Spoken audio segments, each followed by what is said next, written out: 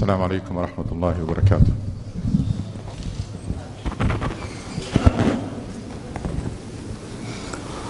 الله أكبر الله أكبر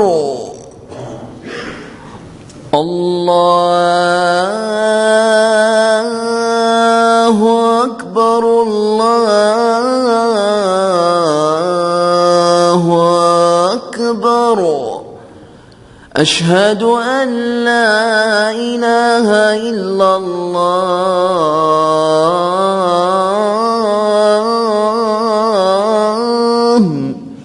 أشهد أن لا إله إلا الله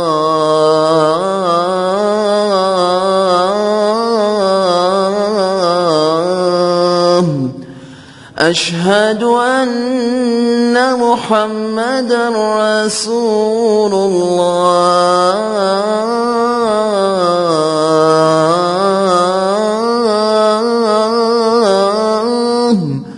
أشهد أن محمدًا رسول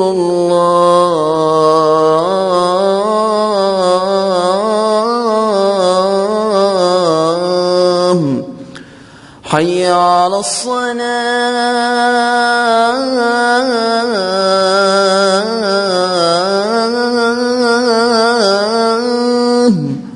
حي على الصلاة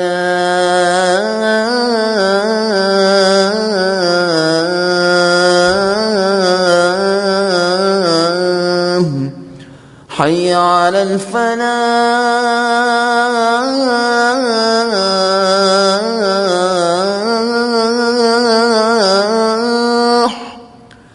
حي على الفلاح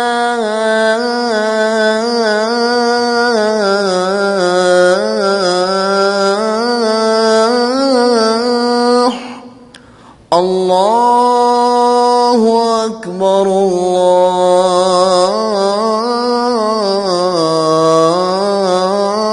الله أكبر لا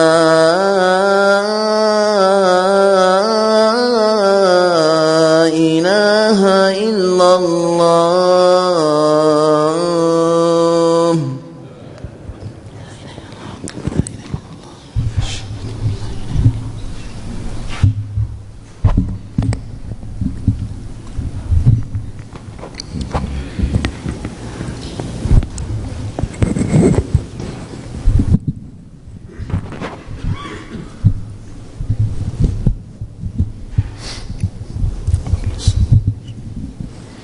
الحمد لله رب العالمين، الحمد لله رب السماوات ورب الأرض رب العالمين، وله الكبرياء في السماوات والأرض وهو العزيز الحكيم، هو الأول والآخر والظاهر والباطن، كل شيء هالك إلا وجهه، له الحكم وإليه ترجعون. الحمد لله الذي بنعمته تتم الصالحات. ربنا لك الحمد حتى ترضى، ولك الحمد إذا رضيت، ولك الحمد بعد الرضا. صلى اللهم وسلم وبارك على سيد الأولين والآخرين محمد وعلى آله وصحبه أجمعين ومن تبعهم بإحسان إلى يوم الدين. أشهد أن لا إله إلا الله وحده لا شريك له، الملك الحق المبين. أشهد أن محمدا عبده ورسوله وصفيه من خلقه وخليله وأمينه على وحيه. يا أيها الذين آمنوا اتقوا الله حق تقاته ولا تموتن إلا وأنتم مسلمون. يا أيها الذين آمنوا اتقوا الله ولتنظر نفس ما قدمت لغد واتقوا الله إن الله خبير بما تعملون. Dear respected brother and sister in Islam, all praise and glory and thanks are due to Allah subhanahu wa ta'ala. We ask Allah subhanahu wa ta'ala for guidance and health and help and forgiveness and protection. We acknowledge our limitations, our shortcomings, our need for Allah's help and guidance and support. Everything that you have is a gift from Allah subhanahu wa ta'ala. Make sure that you use it the way Allah subhanahu wa ta'ala ordered you to do, and make sure you express your gratitude to Him in words and in deeds. Everything that you need is in the hands of Allah subhanahu wa ta'ala. So make sure that you constantly pray and ask Allah subhanahu wa ta'ala. إذا سألت فاسأل الله وإذا استعنت فاستعن بالله. Respected brother and sister in Islam, couple of remarks. First is about this controversy that surrounded the Khan families and all the debate and discussion about it. This is a family whose son died in the war in Iraq. Regardless of the controversy about the war on Iraq and our position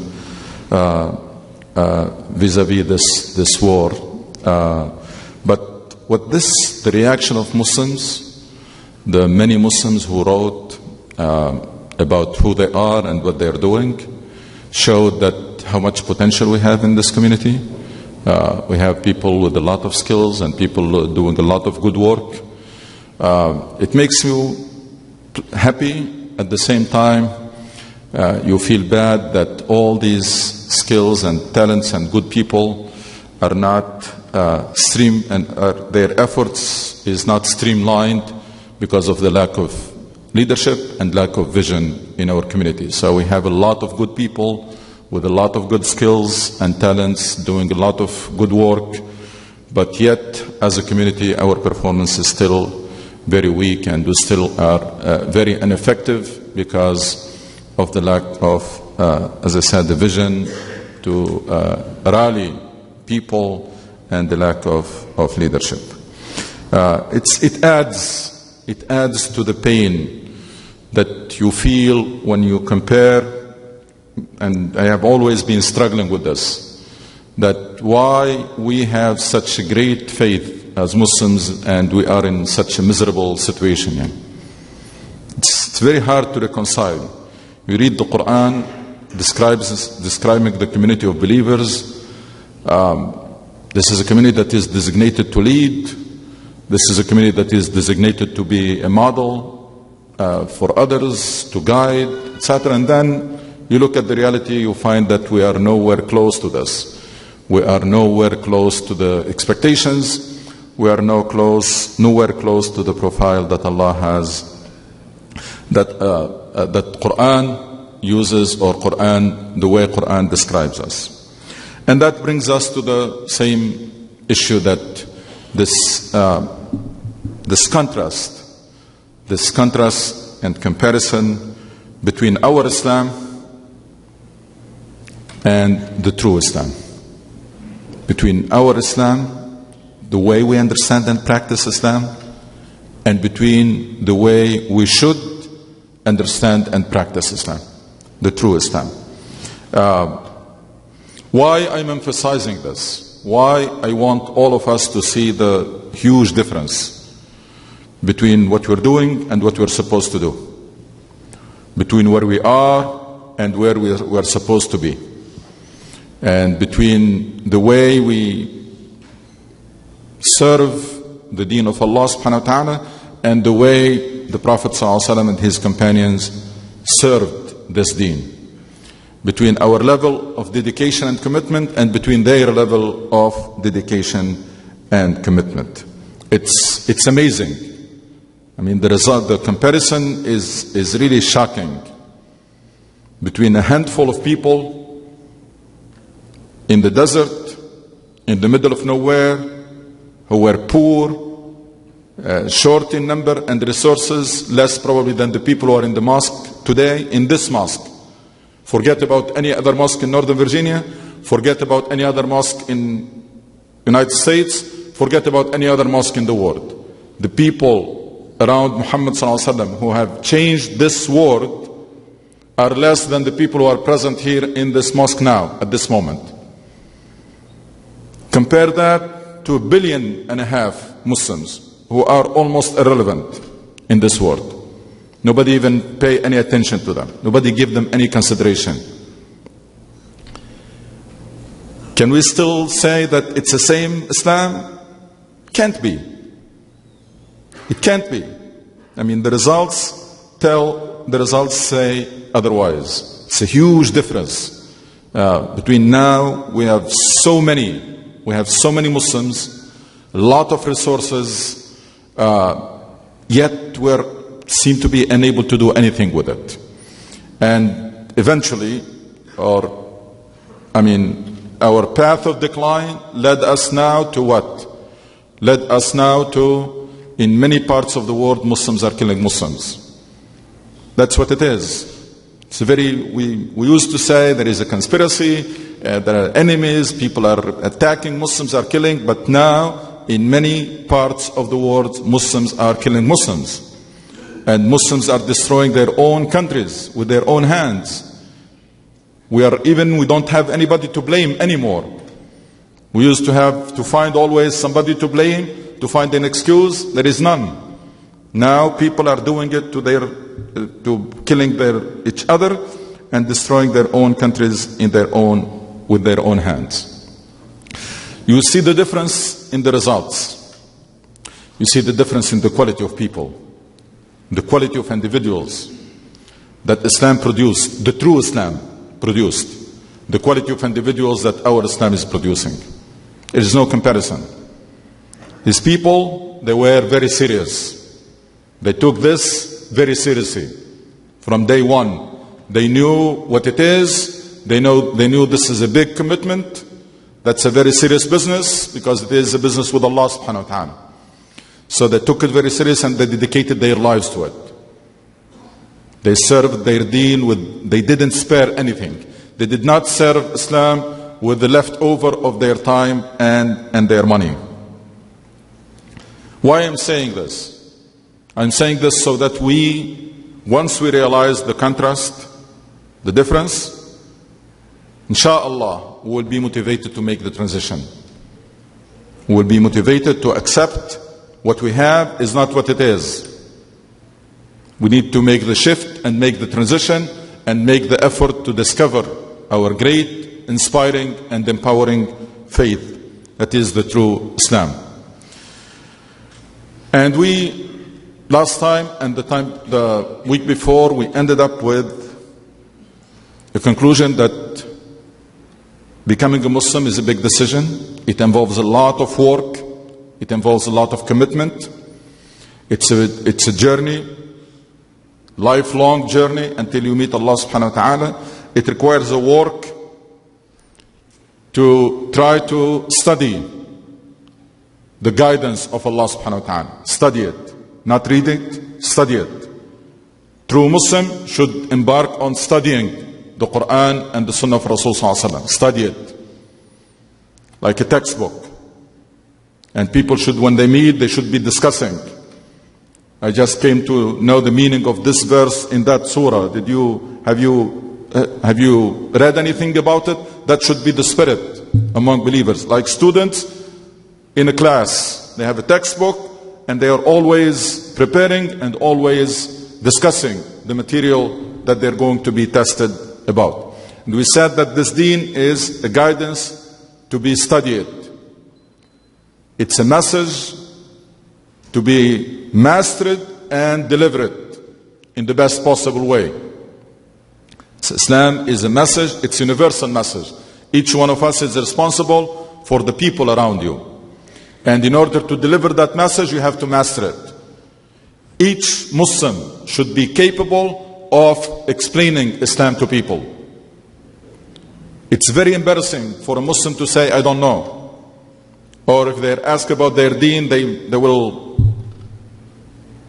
struggle to find a couple of words to say. Or they present Islam in the wrong way or in a very superficial way. Every Muslim should make an effort to master this deen to the point that you can explain it. You can articulate it, whether you have 30 seconds or 30 minutes. When people want to know about your deen, you should be ready. Should be prepared to be able to articulate it in a very convincing way. And third, it's a mission, job, to be also understood and fulfill it to the best of your ability. Yes, we need to spend our life trying to understand why Allah subhanahu wa ta'ala brought us to this life.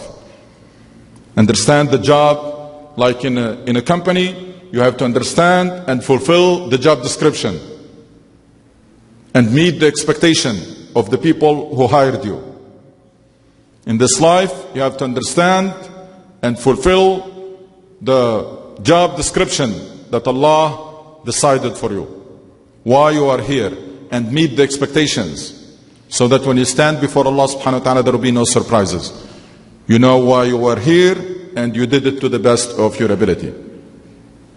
And number 4, Islam is a model. There is in the life of Rasul sallallahu alaihi wasallam a model, a great model, very successful, very effective model of building and leading a community. You're going to also have to make an effort. This part, it's collective responsibility. Together we have to try to understand how the model of Rasul sallallahu alaihi wasallam works and how we can replicate it now. Because the way we're building communities nowadays have nothing to do with the way the Rasul sallallahu alaihi wasallam built his community. Rasul sallallahu alaihi wasallam did not build a community of worshippers, musallin. People who just came to a place, worship together, they don't know even each other. That's not the type of community that Rasul sallallahu alaihi wasallam built. Rasul sallallahu alaihi wasallam did not build a community around the mosque, around the building. One of the biggest mistakes that people say without knowing, they said that the Prophet sallallahu alaihi wasallam, the first thing he did, he established a mosque. That's not true. Rasul sallallahu alaihi wasallam built a community in Mecca, and when he moved to Medina, he built a mosque for that community, for the community that was built in Mecca. So it was not like a mosque and then just people gather around it. There was a solid community built in Mecca and then merged with the community in Medina. So the issue was not the building, it was the community and the mission and the leadership. So we have to understand that model and try to simulate it and replicate it, because that's what was meant to be. The mission that Rasul sallallahu alaihi wasallam fulfilled is our mission. He brought it for us. He's just showed us how to do it. The model that Rasul sallallahu alaihi wasallam used, that's for us. He just showed us how it works, so that every Muslim, all Muslims, until the day of judgment, whenever they get together, they use the same model to build their community. Muslim community is not built around facilities. A Muslim community is built around the mission and leadership. That's how the model of Rasul sallallahu alaihi wasallam worked and was very effective.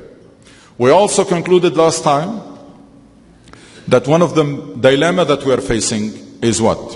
Why we Muslims are not very motivated to learn, are not very motivated to improve, are not very motivated to change. Why? Because most of us think what? Most of us think we already know it. We already know what we should be doing, and we're already doing it. That's why people are very relaxed. Most Muslims, they think they know what they are supposed to do. And telling you, most of us don't. And most Muslims think they already doing everything that they're supposed to do. And they think they are ready, if their moment comes now, they are ready to transition to the other life and meet Allah subhanahu wa ta'ala. And then telling you, most of us don't know what we're supposed to do, are not doing it, and we are not ready. And we're going to be surprised. Unless we make an effort to make adjustments and align ourselves, we're going to be surprised. We're going to come on the day of judgment thinking that we already did. Thinking that we satisfied all the requirements. And we're going to find out, unfortunately, many Muslims, they're going to find out that we only took a small piece of it. Islam is not about praying and fasting and abstaining from drinking. That's not what Islam is. These are elements in Islam. They're very essential, very important. There are pillars in Islam, yes. But they're just pillars. That's not the whole building. And Muslims, they understood their deen before knowing how to pray. Abu Bakr as-Siddiq radiallahu anhu brought people to Islam before learning how to pray. When only few verses were revealed, they understood the essence of it and they practiced it. They got it, that this is a commitment to Allah subhanahu wa ta'ala and to His cause. Rasul sallallahu alaihi wasallam says, just to illustrate this meaning, says about Islam, إن هذا الدين متين. This deen is very robust, very interconnected. You know the human body? That's what Islam looks like. You know how complex the human body? All parts, they have to work. Every part is doing its role, and then they are all dependent on each other. That's how Islam looks like. Shouldn't be taken lightly. Something big, it's a huge. But the good news is what? The good news is there are some key concepts or key words that you need to understand. And the rest, they can come later. The rest is details, things that you can acquire as you go. But the frame has to be gained from the beginning. Some of the key words that we're going to discuss, inshallah, is first and foremost, one of the main difference between us and the companions of the Prophet ﷺ is that they understood Islam and committed to it as a life mission. They took it as a life mission. It's something that you're going to dedicate your life to it. That's not the way we took Islam.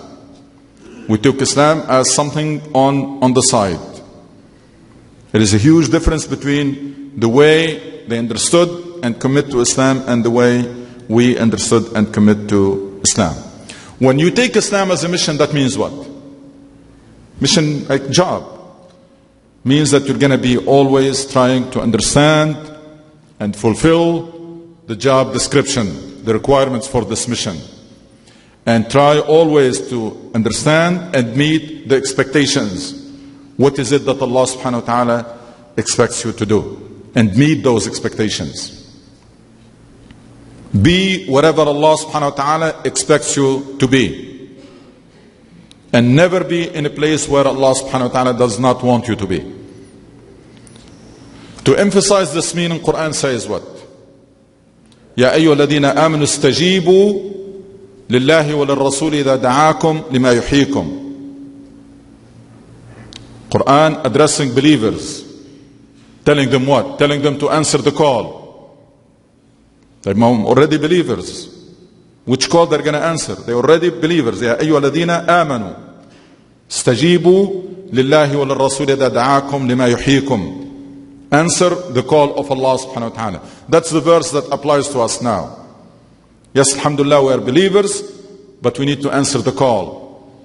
We need to answer the call of Allah subhanahu wa ta'ala and do what needs to be done.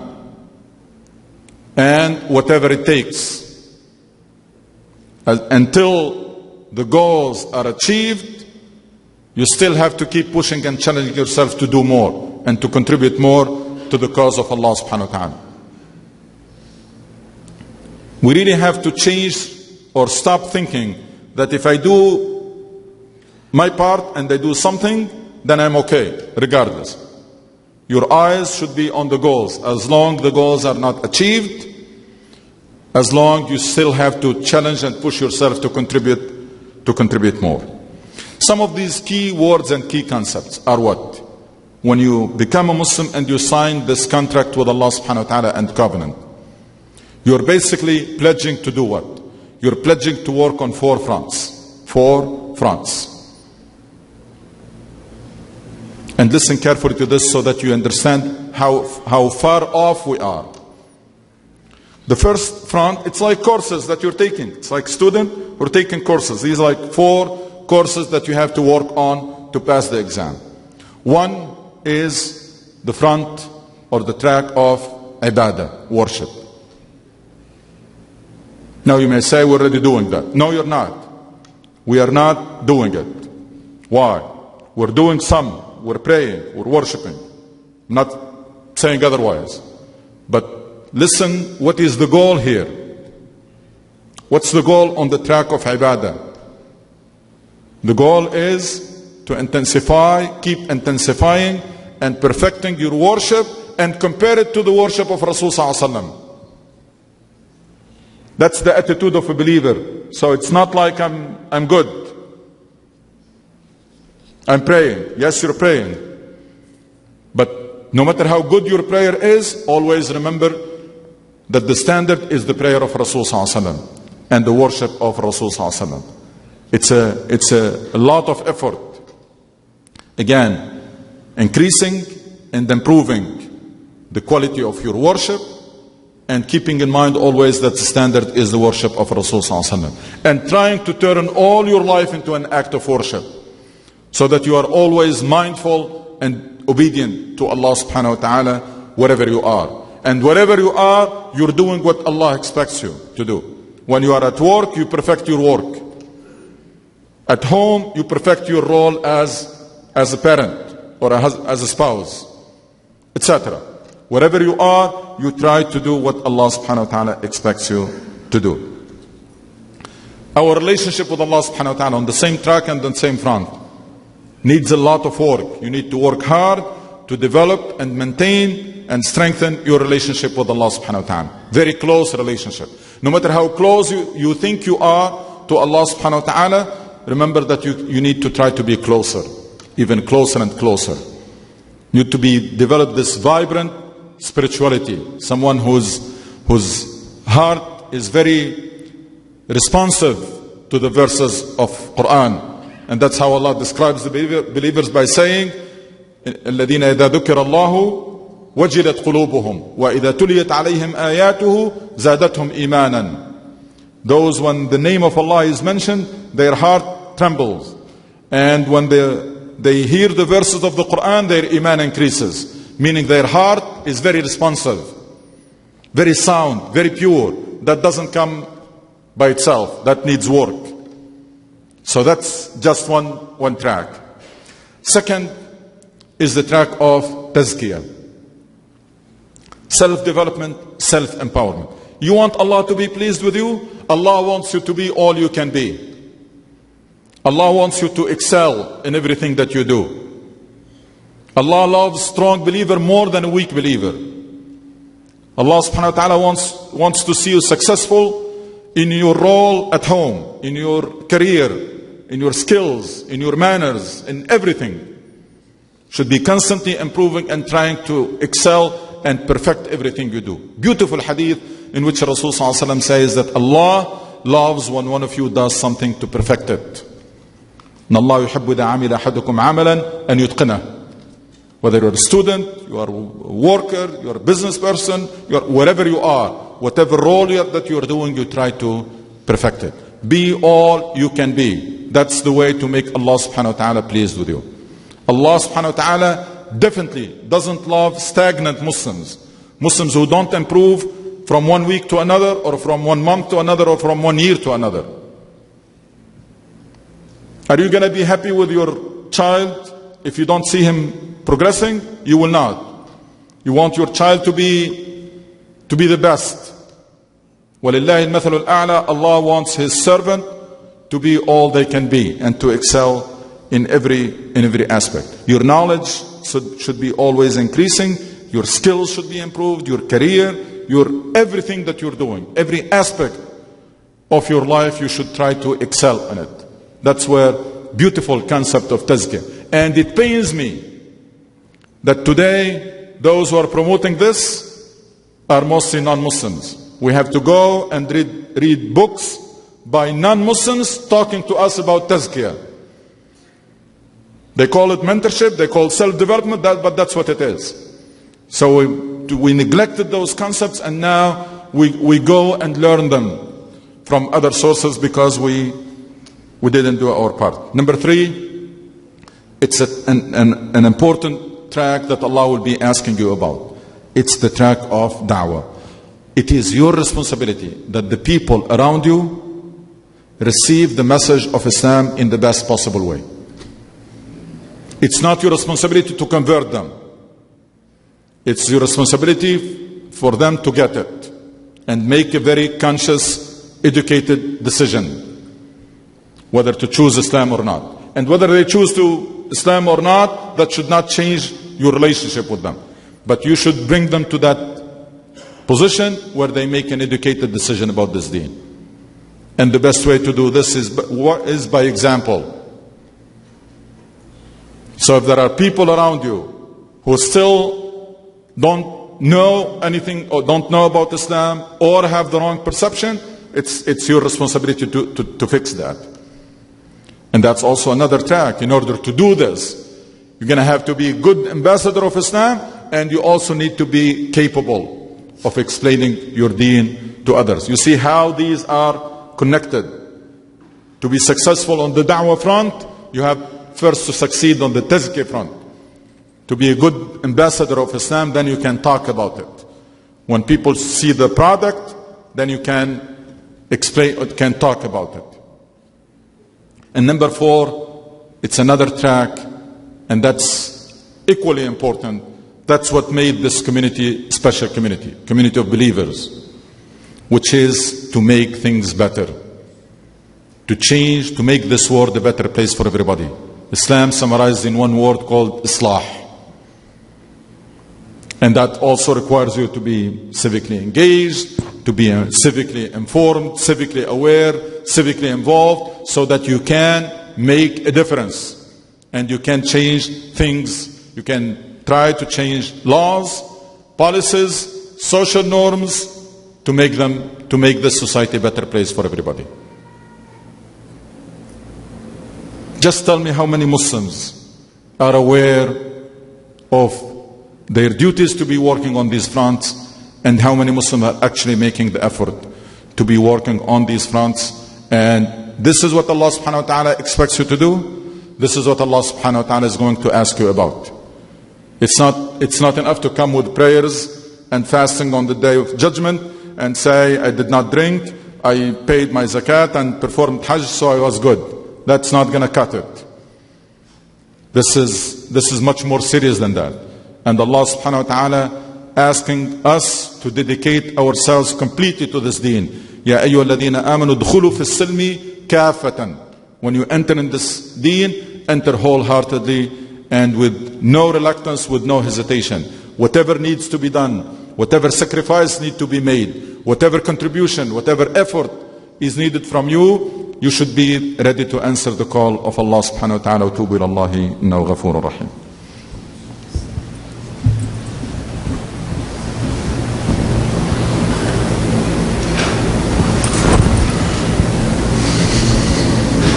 الحمد لله نحمده ونستعينه ونستغفره ونستهديه ونتوب إليه. نعوذ بالله من شرور أنفسنا ومن سيئات أعمالنا.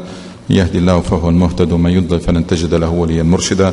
And the respected brother and sister in Islam, again, all what I'm trying to do is for us to appreciate how great our faith is, and to appreciate also, realize how far we are from it. And therefore, alhamdulillah, we are not idol worshippers. We believe in one God, believe in Allah subhanahu wa ta'ala, subscribe to Tawheed, believe in the Day of Judgment. But those beliefs don't seem to be producing the results that they should produce. And the reason for this is because of that missing element of committing first. Committing first. Committing to what? Committing to do what needs to be done. Whatever is needed to seek the pleasure of Allah subhanahu wa ta'ala, you should not spare any effort. A lot of time I meet some of you in different places and people say, Jazakallah khair, good khutbah, etc. That's not really my goal. It's not the goal that to impress people or for people to say this is a good khutbah or this is a good khatib. The issue is, if you believe in these ideas, you like them, as many of you say to me, let us join hands and let us make them happen. Let's turn them into reality. There are a lot of Muslims, old and young, out there who needs us to reach out to them and to bring them on board, even while we are working on ourselves to go through the transformation and transition. So the issue is not a good khutbah or a good khatib. The issue is, if you think these ideas make sense, let's join hands and work on them together, inshallah, to turn them into reality in pursuit of the pleasure of Allah subhanahu wa ta'ala. Again, we meet on Sunday at 11:30 upstairs and then pray Dhuhr. And for young professionals, If you are in that category or you know someone in that category, we meet every Thursday between Maghrib and Isha. Around 8:45, everybody is welcome. ربنا آتنا في الدنيا حسنة وفي الآخرة حسنة وقنا عذاب النار. اللهم اشف مرضانا وارحم موتانا توفنا وانت راض عنا واختم بالصالحات أعمالنا واجعل خير أعمالنا خواتمها وخير أيامنا يوم نلقاك ومتعنا اللهم بالنظر لوجهك الكريم. ربنا ارحم والدينا كما ربونا صغارا وارحم موتانا وجميع موتى المسلمين. اللهم أرنا الحق حقا وارزقنا اتباعه وارنا الباطل باطلا وعنا على اجتنابه. اللهم عنا على ذكرك وشكرك وطاعتك وحسن عبادتك. لا إله إلا أنت سبحانك إنا كنا من الظالمين. صل اللهم على سيدنا محمد وأقم الصلاة.